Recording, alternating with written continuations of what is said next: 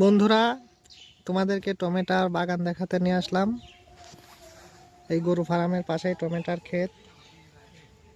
অনেক সুন্দর সুন্দর টমেটো আছে এখানে।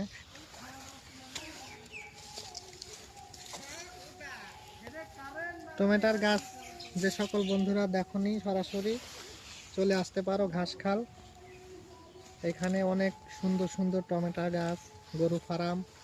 গাছের গোড়া থেকে টমেটো শুরু হয়েছে পাতা বলতে।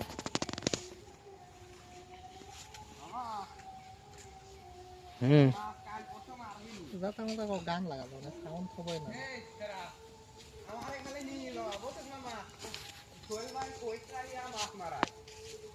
কথা হয়েছে।